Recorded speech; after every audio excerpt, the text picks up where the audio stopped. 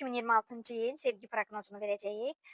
Qoçlar üçün çox hərəkətli, aktiv bir il gəlir. Enerjin yüksəlir, diqqət çəkirsən. Bu səbəbdən sevgi fürsətləri də artır. Bu il əsas sizə məsləhət tələsməməkdir. İlin əvvəlində sevgi daha çox etiraz, ani hisslərlə gələ bilər. Birdən-birə başlayan münasibətlər ola bilər. Amma hər başlayan şeyin davam etməsi şərt deyil. Xarici astroloqlar bu ili Qoç üçün sınaq ilə adlandırır. Kim həqiqidir, kim müvəqqətidir, bunu ayırt etməyi bu il öyrənəcəksiniz. Əgər subaysınızsa, xüsusilə yaz-yay ayları güclü cazibə enerjiniz var. Siz kiməsə tez istəyə, tezdə soyuyarsınız. Ona görə hisslərinə yox, qarşı tərəfin davranışlarına baxmaq daha önəmlidir. Davamlıdırsa, deməli daha dəyərlidir anlayışı üstünlük təşkil eləyəcək. Əgər münasibətdəsinizsə, bu il egonuzu, qəzəb mövzularınız ön plana çıxa bilər. Hər şeyi mübahisə ilə həll etməyə çalışmamalısınız. Biraz səbir, biraz dinləmək münasibəti daha bir üst mərhələyə keçirə bilər. Haqlı olmaqla xoşbəxt olmaq arasında seçim etməli olacağınız bir il olacaq. İlin ikinci yarısı daha sabitdir. Bu dövrdə ciddi münasibət, hətta birlikdə yaşamaq, evlilik mövzuları gündəmə gələ bilər.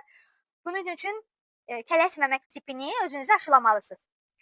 Bu il sevgi səndən dürüstlük, səbir, emosional yetkinlik istəyir. Bunları versən, qarşılığında çox güclü, real bir sevgi ala biləcəksiniz.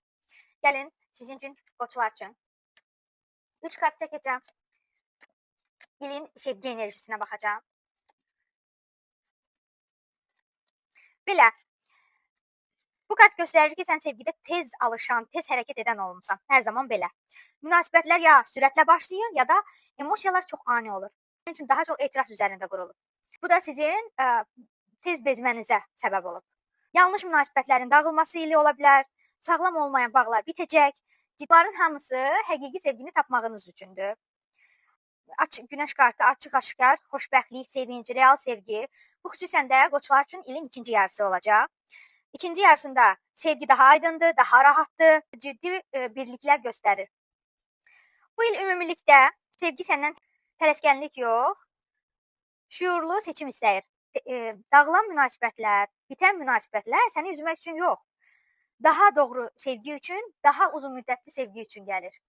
Bu qədər mənim əzizlərim.